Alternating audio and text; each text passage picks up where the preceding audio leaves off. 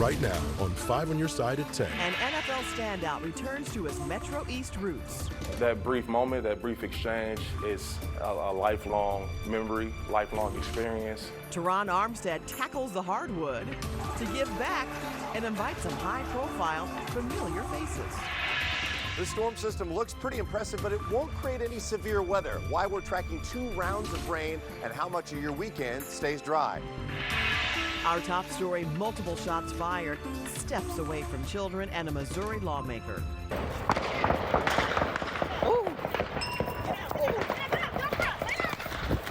Terrifying moment right after a community meeting. Hear from people who dodged the bullets. Good evening, I'm Kelly Jackson. The barrage of gunfire happened outside the O'Fallon Park Recreational Complex last night in North St. Louis. Tonight, 5 on Your Side's Robert Townsend talked to the group who ran for their lives. It was a terrifying time at O'Fallon Park for community activist Precious Jones. I feel like we were getting ready to die. Her 9-year-old nephew. I just thought about my cousins and my dad and all my family members. And Tiffany Palmer and her 8-year-old daughter. I fear for my child's life, my life.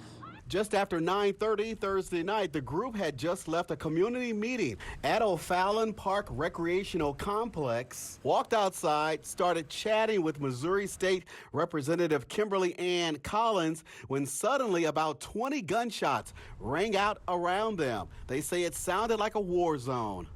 Oh yeah, they shooting. The startled state rep immediately yelled to everyone to take cover. I just couldn't believe that in the midst of having a conversation about gun violence and the community needs that happened. Jones and her nephew ran and hid behind some bushes. The bullet went fast. Right by the 3rd grader's head. So I dropped to the ground and I balled up. And I was like, the next thing, the mom... You were really scared. Yeah. The frightened women called 911. Police arrived but didn't find any shooters or evidence of a shooting. So if you're hearing gunfire, call. We will come. There is a strategic plan that we have in place tracking gunfire. So at this point, police still don't know if it was a shootout, a drive-by shooting, or just random gunshots firing off during that incident. One thing is certain, though, those 2 moms are just so glad they and their little ones survived. Extremely grateful that God protected us. Robert Townsend, 5 on Your Side. Tomorrow, St. Louisans have another chance to weigh in on how the city should spend its budget when the new fiscal year kicks in July. This after we learned the city could have to pay some $26 million to remote workers. 5 on Your Side's Brent Solomon is live downtown to explain, Brent, how some city residents are reacting. That's right, Kelly, and many of them are reacting tonight. But I tell you what, Alderman Rasheen Aldridge tells me he doesn't expect a huge change in city services or a huge impact because the city has some $100 million in its reserves. That's not stopping other people from sounding off on how they feel the city should invest in this, how the city should invest in St. Louis. Take a look at this. Things is changing. It's not getting better. This week, city resident Stephen Witherspoon addressed the budget committee as it works to finalize next year's budget. We had stores on each corner. We had Sears and Roebuck, you know, different stores like that. I'm seeing things is deteriorating. Why are we not getting vacant houses torn down? And they've been there like 20 years. He's one of several people who gathered at the Urban League to sound off on what they feel the city should focus on. I don't see enough money in for parks and recreation. When we call for defunding the police, we mean it. Right now, getting rid of ShotSpotter, Real-Time Crime Center, SWAT, and vacant positions would be a good start. We don't need really more policing. We need something more for those who being policed. More programs other than basketball for the youth in the summertime. The youth that we need to come to those centers won't show up. Leaders listened and thanked the public for this feedback. This as they go line by line. One line includes a $1.3 million salary adjustment to make sure your trash is being picked up on time. We were having a hard time retaining our refuse department drivers, and they get very nice offers to leave our city. Alderwoman Kara Spencer heads the Budget Committee and has concerns of her own. Massive population loss. We're seeing an enormous amount of people leaving our city, in particular leaving North St. Louis. These neighbors are hoping with the right investment, city leaders can turn the tide. You got more money than you ever had in years. You or someone you know wants to sound off about this situation, you can do so tomorrow at 10 a.m. at the International Institute. That's on Arsenal Street. Tonight we're live downtown. Brent Solomon, 5 on your side. Tonight, 2 scathing lawsuits accuse a St. Louis police officer of having a history of physical abuse. Bar PM homeowner James Pence is suing Officer Ramel Wallace, along with the police department and the city of St. Louis. It claims the officer of taking Pence into custody without probable cause, beating his husband Chad Morris, and falsely arresting him as well. The lawsuit involves Richard Hopkins III and its case that happened 6 months prior. Hopkins said he was assaulted by the same officer while being detained at the St. Louis City Justice Center. Earlier today, his attorney said this is the 4th incident they've heard of involving the officer. I'm just shocked that it took this event to find out how many other events this officer's been involved in, and the city has done nothing to prevent it or take him off the streets. We want to note, though, the officer has not been charged with the crime. Both lawsuits are asking for a jury trial. We did reach out to the police department and the city for reaction. Both said they do not comment on pending litigation. Now to an update on a story we covered last night at 10. Water pressure is now restored at a North St. Louis apartment building. Tenants at Webster School Senior Apartments complained their water has been consistently or completely dried up for weeks. After our story aired, the city sent a plumber to the apartments today to fix the problem. And we caught up with the tenant who was thankful to have running water again. Yeah, I'm elated. Yeah. Who wouldn't be? Take a nice hot shower. Yeah. A city spokesperson tells 5 on your side a valve on the building's service line was partially shut, and once they opened it, the water pressure came back to the building. Well, rain has moved into the bi-state tonight. Could it wash out your weekend plans? Let's check in with meteorologist Gary Frank with how long it'll stick around, Gary. Yeah, I think the overnight hours are actually going to be the most consistent rain that we see. Then there are going to be some off and on things that we'll look at. Right now, Kirkwood's starting to get a little bit more wet. Mainly this has been on the Missouri side. As you'll see, a lot of this hasn't necessarily crossed the river fully. There have been a few showers here and there. That's starting to work its way in. You'll see that pretty consistent rain in Rolla, even some moderate rainfall. And that's probably what we're going to look at here over the next couple of hours as that steady rain settles in. It's just spinning from south to north along this low, which I'll show you here a little bit shortly, but really that's been the most consistent rain that's settled in from the south. From Farmington, you've got more rain early, a little bit in Chesterfield as well as New Melly and Washington. Temperatures have cooled down into the mid-60s where it's rained more consistently. You'll notice on the Metro East, low 70s. That's why it hadn't rained there yet. Dry air is still there, and this weekend, rain will move into the Metro East too, into the overnight hours, but we'll see heavier rain early tomorrow. It's more scattered, but some of those showers could get our attention as well before a mainly dry Sunday. So we'll focus on that rain into the overnight hours. We'll also talk about how much rain we're expecting in some cases and the driest day of the next couple. All right, Gary. Well, sometimes it's good to not stay in your lane. That's what we saw tonight in Cahokia Heights as some NFL stars traded in their cleats for kicks on the court. New tonight, Annie Crawl was there talking to the local sports icon, making it all possible. A star-studded event walking the halls of Cahokia Heights High School Friday, including New Orleans Saints defensive end Cam Jordan and Hansel Emanuel, the one-on Division I basketball player, putting a brighter spotlight on the Metro East community, thanks to hometown hero Teron Armstead. That brief moment, that brief exchange is a lifelong memory, lifelong experience. You create a new fan, you create someone now that I can watch. I really feel like him being back and plus bringing, all the rest of the celebrities, it makes it even much bigger, with the kids being around her, and it gives them something to look forward to. Ahead of the charity celebrity basketball game, signing a piece of history to create a more inspired tomorrow. I feel like he's one of the best linemen in the NFL. Really? Why do you say that? I mean, I've been looking up to him since I was like 4 years old. and then he's pretty cool. The 5-time Pro Bowler was a wall during the 2023 NFL season, and with the Dolphins, he said that skill set came from Cahokia High School. I competed in track and field with Cahokia High School throughout my high school career, well, my junior and senior year. Cahokia track background, lineage, championship history is extensive, with maybe 10 state championships. Armstead's foundation focuses on closing the opportunity gap in St. Clair County. AI or tech or politics, anything, we try to introduce and expose our youth to every possible walk of life so that they don't have to just think football, basketball, anything that you possibly want to do. Looking at the future of the 32-year-old's NFL career, we have some great new acquisitions. Third year in the system with Mike McDaniel. This new regime that we have. We got a new defensive coordinator coming over from Baltimore. I love where we are. especially back home.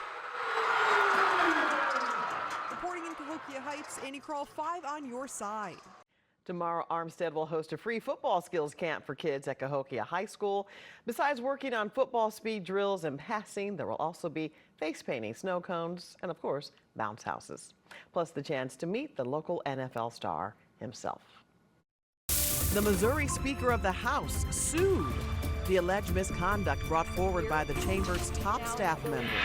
From the weight room to the Olympics, a weightlifting coach is raising the bar for more than just his high school athletes.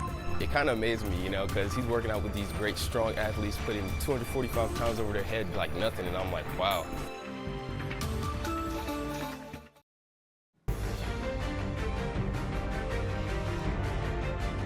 Hours ago, former President Trump slammed the verdict in his New York criminal hush money trial. It was a rigged trial. We wanted a venue change where we could have a fair trial. We didn't get it. We wanted a judge change. We wanted a judge that wasn't conflicted. Jury convicted Trump of scheming to hide payments to a porn star to help in his 2016 election. President Biden also made his first comments since the guilty verdict. It's dangerous. It's irresponsible for anyone to say this was rigged just because they don't like the verdict. The justice system should be respected, and we should never allow anyone to tear it down. The former president's sentencing is set for July 11th, days before the Republican National Convention. He could face up to 4 years in prison. The top staff member of the Missouri House filed a lawsuit accusing House leaders of harassment and intimidation. Dana Miller's lawsuit follows months of allegations about misconduct by House Speaker Dean Plocher and his chief of staff. The suit claims she was subject to alleged retaliation following her opposition to Plocher's plan to award a state contract for constituent management services. Miller says she was threatened for trying to uphold the oath she took as a House officer. Plocher's office has not responded to the lawsuit. The bodies of a young missionary couple killed by gang members in Haiti were returned to their family in Missouri today. The parents of Natalie Lloyd said the remains of their daughter and son-in-law, Davy, arrived at the Kansas City airport. The Lloyds and a Haitian man were killed last week after they were attacked while leaving a youth group activity at a local church. Visitation for the Lloyds is scheduled for Monday, the funeral Tuesday. Tonight, a focused effort to help minority women business owners get in business and stay in business. That was the goal at the female-owned content studio and meeting space called Heydays on Olive Street in St. Louis. The retail incubator workshop hosted by Park Central Development Group. Business owners pitch their companies and come up with strategies to market, invest, and develop partnerships to thrive. We talked with one of the participants. I like to bring fabrics back to St. Louis that you wouldn't normally see here. So from all over the world, from like Thailand, Belize, all sorts of African countries, Nigeria. 80% of black businesses that start fail within the first 12 to 18 months. So the data showed us that there was a need in order to help businesses recover right after COVID in this post-COVID era. The development group is working to award 4 business owners with a space in the Grove to showcase their products. The United States weightlifting team is now locked in for Paris. Athletes and coaches are counting down for competition. One coach in Atlanta is balancing Olympic duty with daily duty at a local school. As Cheryl Preheim reports, some of his students were surprised they have a world-class coach. Ready? Let's go! A lot of magic happens here. Quick, quick, quick! It's full steam before sunrise. You know, you might be sleepy, you might still have little dry eyes, but you get in here and it's intense. Turned up, max effort. There you go. Always upbeat. Good. A tone their coach demands. Squat jumps, let's go! And demonstrates.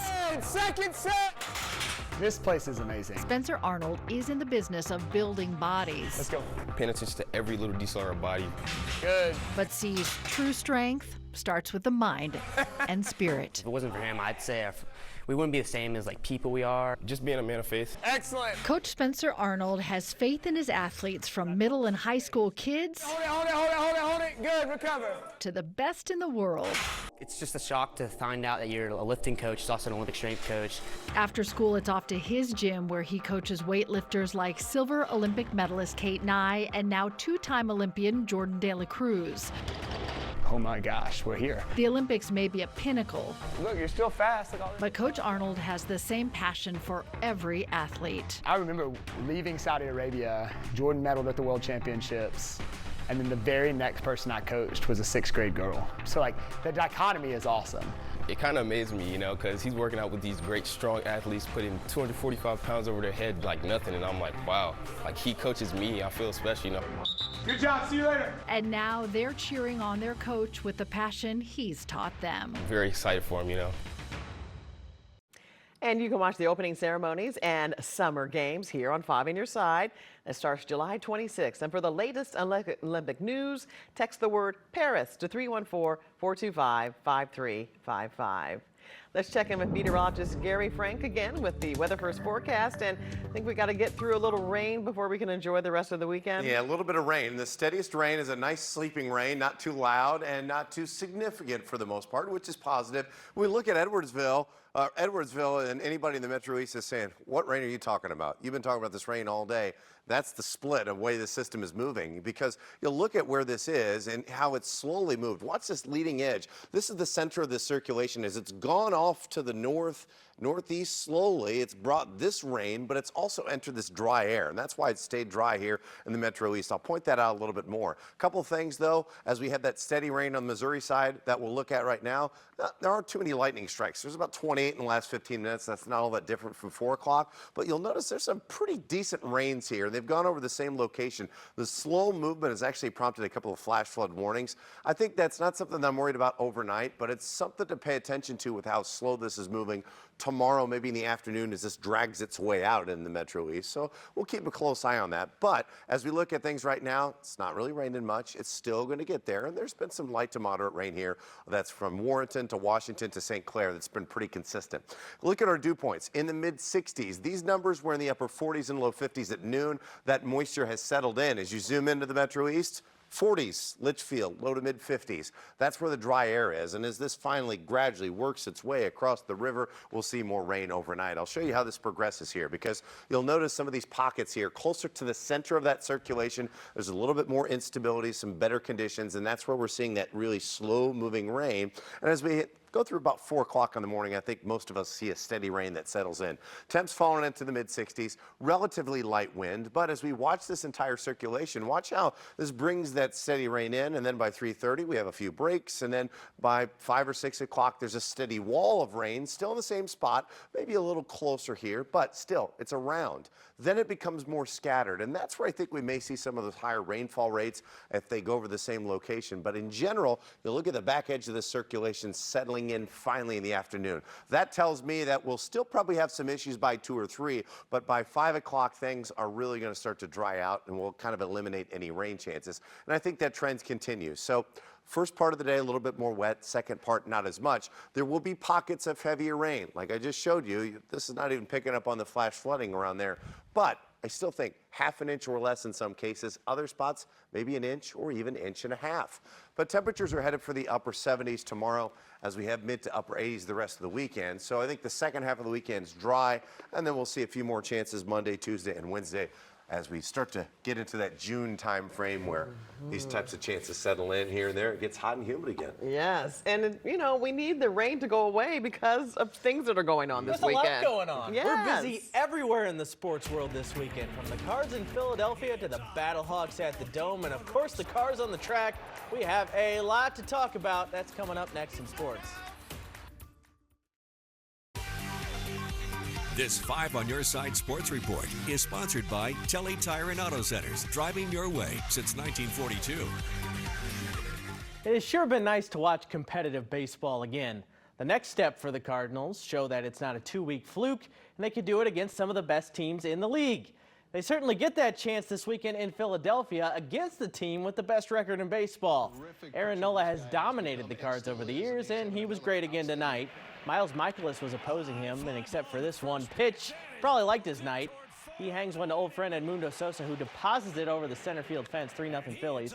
But St. Louis answers from their shortstop. No, not Mason Wynn, but Brandon Crawford in the lineup tonight. That's his first Cardinal homer, 3-1 Phils. Here's the play of the night. Watch this one closely. Nolan Gorman, glove flip to Crawford to turn 2. That is a thing of beauty, folks.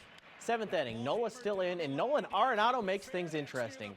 Solo shot off the foul pole. We got a 3-2 ball game. Phillies got an insurance run, though, and the Cards could not quite answer. Philadelphia wins 4-2. It is their 40th win of the season to lead the major leagues. Look at this sports weekend on deck for us here in St. Louis. We talked about the Cardinals. City SC takes on Messi Mania in Miami. NASCAR takes over St. Louis, and the Battlehawks go for home field playoff advantage at the Dome. Cancel your plans. You have sports to watch. Speaking of those Battlehawks, we already know it's going to be back-to-back games against San Antonio to finish the season and then in the playoffs. But the Battlehawks need to bounce back if they want their first playoff game to be at their Dome. Coach Beck has liked how his team has responded after losses so far this season, and now he needs one more response. It's a challenge to our players, and like I said, they've responded in the past. That's documented at least 2 times this year, and you know I want to see it again. But after that, we respond. We got to continue to do that. It can't be the roller coaster of one game up, one game down. That you strive to stay away from those things, especially as you get into playoff time. This 5 on Your Side St. Louis City SC coverage is sponsored by Together Credit Union. I'm not sure how many national TV folks are giving City SC a chance this weekend in Miami. City has lost 3 straight. They're playing the team at the top of the table in the entire league. Oh, and that team happens to have a bunch of international superstars, highlighted by perhaps the greatest player of all time, Leo Messi. But if you know City SC, you know they are tuning out that hype. I think if we go out there with that mindset, if we put out 11 players who are starstruck, then we might as well just pitch up to lose. And that's not what we stand for, and that's not who we are. You know, we've always said it's a designated team versus designated players, and we function well as a team. NASCAR weekend is upon us here in St. Louis. The Hauler Parade downtown kicked off the festivities earlier today. The trucks go tomorrow, and then on Sunday, it's the big one. The 3rd Enjoy Illinois 300 at Worldwide Technology Raceway. When it comes down to who has the advantage, well, the track's owner thinks it could be anybody's race. There's no doubt the Fords are coming on. So Joey Logano is always a threat here. Kyle Busch won last year, but you see William Byron out there that's always got something for everyone. Any given weekend, he can be a winner. Ross Chastain, I think, is just a great personality to win here. He's won on the trucks before. It's anybody's game. How about some high school softball action? Sectional championship, Freeburg at Waterloo. Freeburg's 8, Samantha Rolanitis was on the mound. She gets the Bulldog strikeout right there. But Waterloo broke out the bats at home. Samantha Jelfs, that is a 2 RBI hit that sends the home crowd into a frenzy. Bulldogs triumph 4-0 to win the sectional title. Big day on pro sports. Big day tomorrow on the prep scene. Let me name off all these girls soccer teams going for state championships. Althoff, Triad, Eureka, Narinx, Lutheran St. Charles, Koryezu, Summit. A lot of prep dreams coming true tomorrow. Oh, fingers crossed for all of them. All right, thank you, Corey, and we'll be right back. In addition to a lot of sports, you can go to downtown Kimmswick. They're having a strawberry festival, bringing dozens of food and craft vendors to the village, offering a variety of strawberry treats. The popular festival It runs from 10 to 5 Saturday and Sunday. Thanks so much for joining all of us. The Tonight Show starring Jimmy Fallon is next. Be sure to start your day tomorrow with Today in St. Louis at 6.